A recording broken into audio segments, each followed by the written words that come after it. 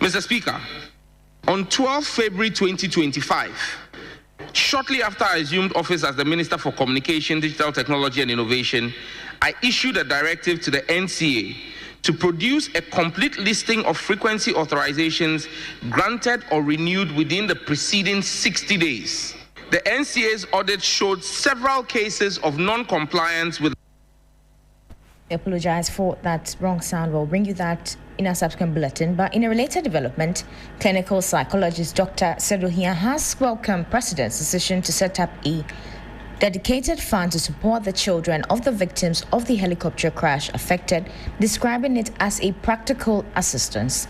President John Mahama has announced that government will set up a special fund to support the education of children whose parents died in the August 6 helicopter crash. Dr. Sedohia has also reminded the public to reach out to the Mental Health Authority's helpline for psychological challenges. On behalf of Psychiatric Association of Ghana Mental Health Authority, I just want to again wish our sincere condolences to the family and, of course, all of us as Ghanaians. Yes, so far we've done pretty good with how things have been handled. Of course, as is expected, the psychosocial support for anyone who is grieving is expected, and the families, friends, and close relatives should be given individual therapies, group therapies, and all that to show is ongoing. Days have been set aside to mourn nationally. That has also been done. I heard the President has allocated a dedicated fund to cater for the children of departed heroes. That is also one of the practical assistance that they need. The friends and families are to allow of course, the spouses and the family members to grieve. It's allowed to cry when you are grieving. Nobody should say it's okay, you don't cry. So grieving is allowed. Everybody grieves differently. The authority has a line for everyone in particular, not just specifically for this tragedy. There's a helpline which is very active and operational, which is toll-free for anyone who is going through any psychological challenges. You can just reach out to 0800 678 678. Outside that, professionals are always engaged and deployed to such events to go give professional assistance. Clinical psychologist Dr. Sedohia there. Now, to some other stories, Wontumi Multimedia says it appreciates President John Mahama for granting a grace period when the company and many others failed to meet the regulatory requirements. However, it stressed that the decision not to politicize because the president could have revoked their license. The National Communication Authority has suspended the operations of 9 radio stations across the country, including 3 Wontumi stations in Accra, Kumasi, and Takoradi for various infractions. We commend the president for the amnesty given when the time expired and so many other companies had not complied with the regulations. And the president came out to perfect their act so that the act that is commendable, actually. And as always, I don't think that it is fair for us to bring in politics at any time that any to the law. It was not only Multimedia Company Limited. There were so many others who also did not meet the deadline with NCA. And what I'm saying is that now the allegation is that notwithstanding the president's moratorium, my client has not been able to comply with the expectations of the law. And that is what I'm saying, that upon the grant of the amnesty, we have met the checklist. We have done all that we are supposed to do under the law and the regulations, and upon the interaction with NCA. We have complied with the rules. There are only 2 areas of disagreement between NCA and my client. Now, to some political stories, the National Democratic Congress says the NPP is being insincere and unprincipled over the decision not to contest the Tamale Central by-election following the demise of the MP for the area, Dr. Mutala Mohammed. The party also points that what it calls contradiction in the MPP's conduct in other constituencies. Let's take a listen to the Deputy Director of Elections and IT for the NDC, Mahid Jibril. It is not just because of the results that MPP is not contesting. Because if you talk about results or the percentage, in 2009, in Jirapa, the percentage was the same of 75-25. But MPP contested that by-election. So it is not about the results. But the MPP only trying to score a key political points in this situation. Because not long ago, the MPP minority in Parliament, when an exclusion passed, when we were waiting for the date for election, our majority leader asked the speaker when the elections of Appiah would be announced. The MPP walked out from Parliament, citing a situation that the NDC majority are insensitive because the family have not come to announce anything of election of their disease. So why will NDC start talking about election issues? The same group of people, their parliamentarian meeting on Monday, whilst the family of Murtala Mohammed have not come to announce anything in Parliament to anybody. Then, if we don't have a date, then you come to write, it's a 20 statement to say that you are not contesting the election. It tells you that these people are not people you can trust, and they are influenced on they don't have principle. That was the National Democratic Congress Deputy Director for Elections and IT, Mahid Jibril. Now to our earlier story, policy think tank Imani Africa has asked the country to restructure its entire security system following the military helicopter crash that claimed 8 lives. The Vice President of Imani Africa, Kofi Bento, says the scattered approach to dealing with security emergencies in Ghana leaves much to be desired. He spoke on Agenda on TV3 last night with Beatrice Edu. I am of the considered view that we have splintered our security services, fire service, army, NADMO, border guards, police, and that is based on post-World War II thinking. And the paradigms under which those things were set up, not all of them are relevant today. Why I'm saying so is that we will never have a NADMO that is capable and equipped with men and resources of getting to that crash scene ever. And if we try to build it, it will be irresponsible for a country like us to spend money on that. Why? Yeah. Why? Because how many times do you have that kind of crash? And why would you equip one unit at the expense of the army, at the expense of the police, at the expense of the fire? We have more fires than more crashes. So why would you spend only on NADMO? Which is why we came to the considered view that we should start rethinking our whole security infrastructure. And we have said, create a national defense force under one commander. There are arguments for and against. We have even come to the point to say, look, when it comes to things like Navy, okay, and some aspects of Air Force and air transport, we should have a sub-regional system under ECOMOG. No one country can police our waters in West Africa. And people are running tricks all around us because each country tries to keep a Navy, and all of them are weak and under-resourced. So it's the same principle. Why do we keep separate, splintered groups? If there's a big fire now, you know what happens? The fire service will call the police, call the army, call all those people, and they work together anyway.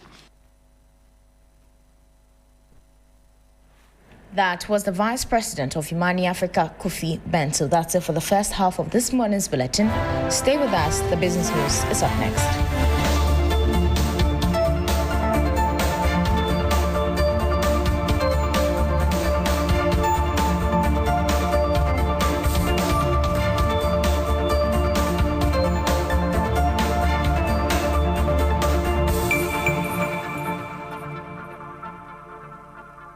The best in the morning is on 92.7 Sunrise on 3FM.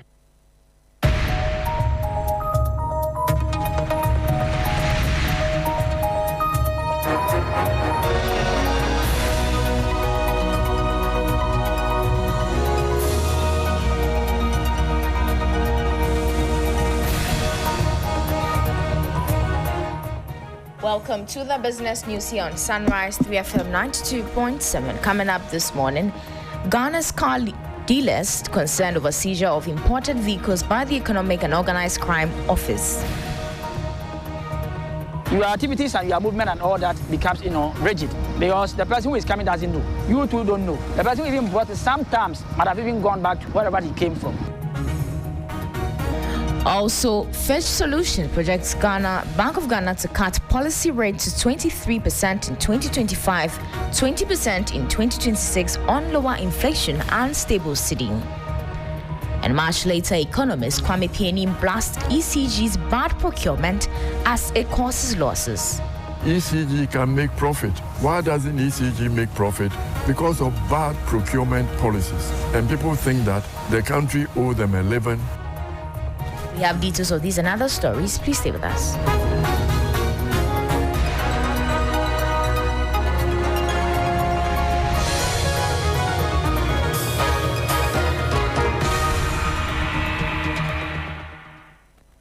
Now to the details. Ghana's vehicle dealers raise alarm over seizure of imported cars. The Vehicle and Asset Dealers Association has expressed concern over recent seizure of alleged stolen imported vehicles by the Economic and Organized Crime Office. The association says the operations are causing panic among buyers and disrupting sales across the sector. Speaking to 3 Business, the former General Secretary of VACTA, Clifford Ansu, described the situation as troubling and called for greater collaboration between IOCO and industry stakeholders to address the issue. People are asking so many questions, both online, telephone calls here and there, right? When a buyer is coming, they ask that, we've been hearing that these days they say the car that you people sell is a stolen car. And for you to answer this question also is a very difficult thing because, it is not our fault. It's not the fault of anybody, and nobody also expected this, to happen to us. So in fact, it has not been a very good news to us at all. What I propose to address this matter is that sometimes some of these issues are security matters. When it comes up, and quickly the news comes into the system, everybody becomes scary. Your activities and your movement and all that becomes, rigid, because the person who is coming doesn't know. You too don't know. The person who even brought it sometimes might have even gone back to wherever he came from. So I propose that when news like this comes, our authorities, should come down, invite the people that they think that should be invited, collaborate with them. And I also ask that some of our members that have been falling victims to these situations, right, should, kindly cooperate with the security agencies. That was the former General Secretary of the Vehicles and Asset Dealers Association of Ghana, Clifford Ansu. Now, Fitch Solutions is projecting that the Bank of Ghana will gradually lower its policy rates to 23% by the end of 2025. This follows a sharp 300 basis point cut to 25% in July 2025, with the UK-based research firm citing moderation inflation, stable exchange rates and supportive global gold prices as key factors for sustained monetary easing. The Bank of Ghana's benchmark interest rate is expected to drop further over the next 2 years, with UK-based Fitch Solutions forecasting 23% by the end of 2025 and 20% by the close of 2026. This follows the central bank's surprise 300 basis point cut to 25% in July, a move attributed to slowing inflation and a stronger cedi. In its latest report titled Monetary Easing to Persist in Ghana Until Mid-2026, Fitch Solutions predicts a 100 basis point reduction to 24% at the Monetary Policy Committee's September 2025 meeting, followed by another 100 basis point cut in November. The easing cycle, it says, will extend into the first half of 2026, supported by elevated gold prices, global trade uncertainty, and geopolitical risks that will keep the cedi stable and imported inflation pressures low. Average inflation is forecast to moderate from 22.9% in 2024 to 15.5% in 2025 and 12.2% in 2026, giving the central bank room to maintain a dovish stance in its upcoming meetings. Now, moving on, economist and statesman Kwame Appiah-Ampofo has pointed at what he calls bad procurement policy as the primary reason for the persistent loss of the Electricity Company of Ghana. He argues that rather tackling the fundamental issues of inefficiency, the government is resorting to stopgap measures that fail to address the root cause of the problem. When I started life in Ghana, energy, petroleum, was contributing about 9-10% of government revenue.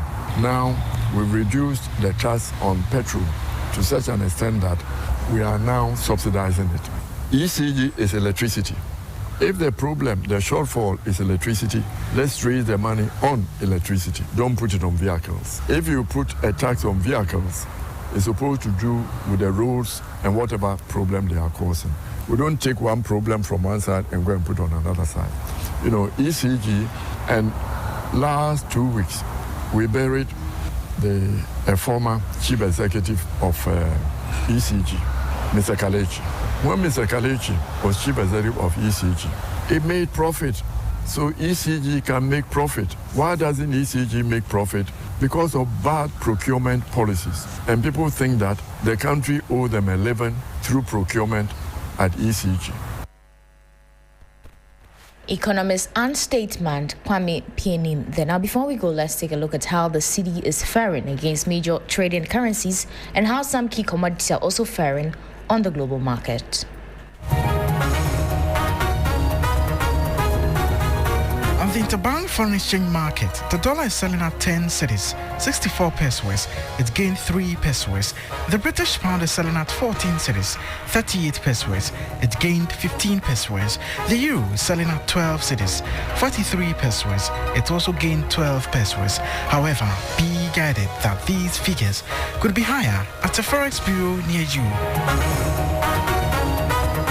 The global commodities market, Brent crude is trading at $66.16 per barrel. Gold is trading at $3,350 per ounce. It's up by $7. Cocoa is trading at $8,668 per ton, up by $224.